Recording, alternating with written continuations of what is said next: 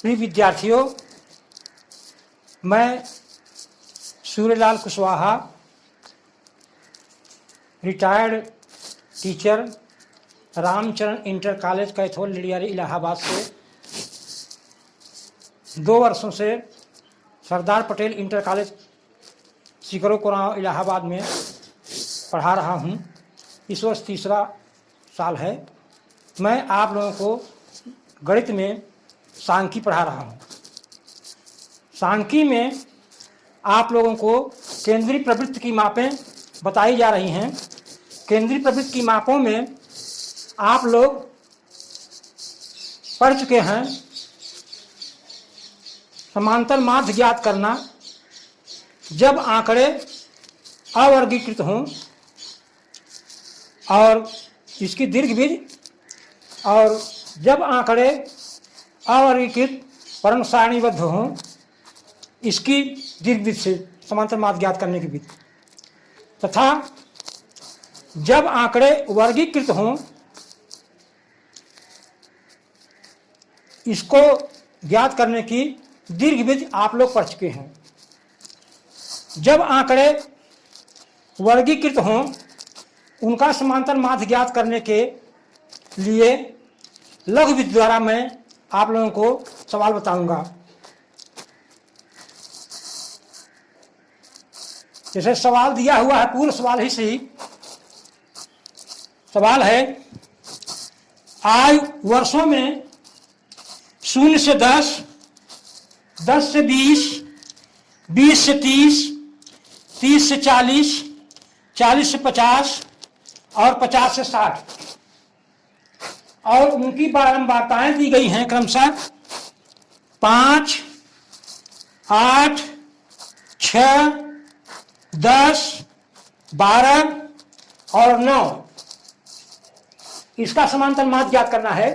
तो इसके लिए कॉलम को हम वर्टिकल कर लेते हैं, लंबवत, और फिर लिख लिया वर्गंतराल और बारंबारता।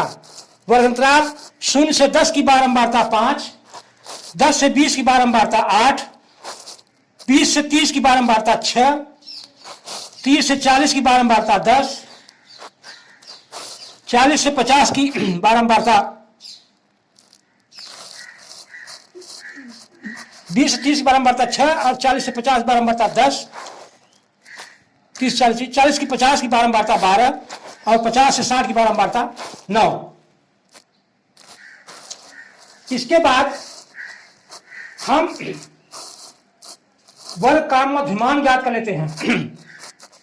मध्यमान ज्ञात करने के लिए निम्न सीमा और उच्च सीमा को जोड़कर उसमें 2 का भाग दिया, तो 0 और 10 का योग 10 और उसका मध्यमान 5 आया। इसी प्रकार 10 और 20 का मध्यमान 15, 20 से 30 का मध्यमान 25, 30 से 40 का मध्यमान 35, 40 से 50 का मध्यमान 45 और 50 से 60 का मध्यमान 55। लघुवृत्त द्वारा समांतर माध्य ज्ञात करने के लिए इस मध्यमान के मध्य के आसपास कहीं पर हम कल्पित माध्य मान लेते हैं। कल्पित माध्य माने एज्यूम्ड मीन, और इसको अंग्रेजी के अक्षर ए से प्रदर्शित करते हैं और ज्ञात करते हैं x माइनस ए, माने मध्यमान में कल्पित माध्य को घटा देते हैं तो निकल आता है विचलन। इसको डी अक्षर से प्रदर्शित करते हैं। तो मध्यमान है 5, हम 35 मान लिया, तो अब इसका विचलन ज्ञात करते हैं।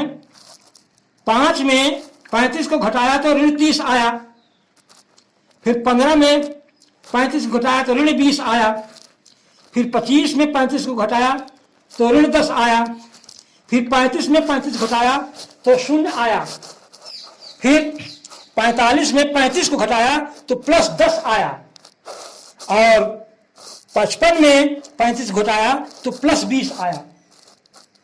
यह आपका हो गया विचलन या डेविएशन। इसके बाद बारंबारता और विचलन का गुणा कर लेते हैं। इसको एफ डी के कॉलम में लिखते हैं। विचलन है, मध्यमान है, बारंबारता है 5 और विचलन है 30, 5 तिहाई 15 ऋण 150। अब फिर बारंबारता 8, विचलन 20, 20 अट्ठे 160 ऋण 160। फिर बारंबारता 6 और विचलन 10, 10 छक्का 60 ऋण 60। फिर बारंबारता 10 और विचलन 0 तो आया 0। फिर बारंबारता 12 और विचलन 10, 12 दहाई 120 प्लस 120। और फिर बारंबारता 9 और विचलन 20 तो आया ऋण 180। इसके बाद विचलन को में ऋणात्मक संख्याओं को अलग जोड़ लेते हैं और धनात्मक संख्याओं को अलग जोड़ लेते हैं। कहीं रफ पर जोड़ लिया, जैसे 150, 160 और 60, 150, 160, 310 और 60, 370। और धनात्मक संख्याएं 120, 180 का योग हो गया 300। तो 370 में 300 को घटा दिया तो आया ऋण 70। अब सूत्र लिख करके समांतर माध्य ज्ञात कर लेते हैं। इसका सूत्र होता है समांतर माध्य बराबर ए अर्थात assumed mean plus sigma f d upon n. Assumed mean है, कल्पित माध्य है 35 प्लस ऋण 70 बटे 50। इसको काट दिया, 0 से 0 को 10 का भाग दे दिया, कट गया। 35 और 5 का भाग ऋण 7 में दिया तो 5 1 कम 5 आया 2, उतारा 0, 20 हुआ, 5 चौक 20, ऋण 1.4। 35 में 1.4 घटा दिया तो आया 33.6 वर्ष।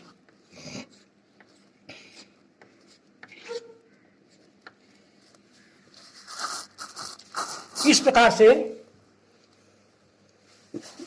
रफ कार्य को मिटा दे रहे हैं।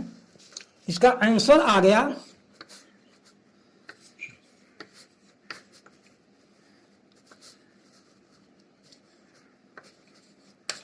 33.6 वर्ष।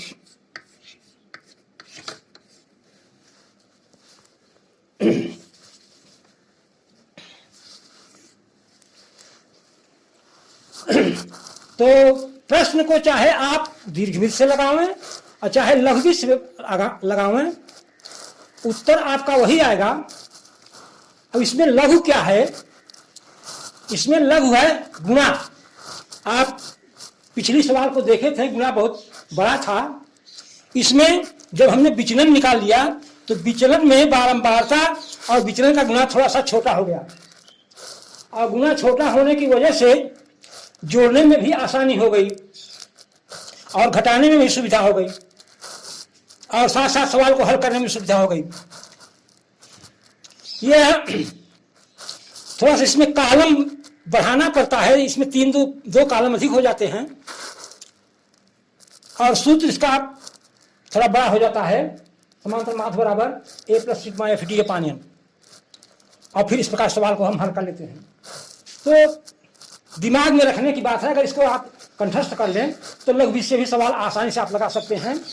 वैसे अगर बोर्ड परीक्षा में विधि न दिया रहे तो आप दीर्घवृत्त से ही सवाल लगा दें।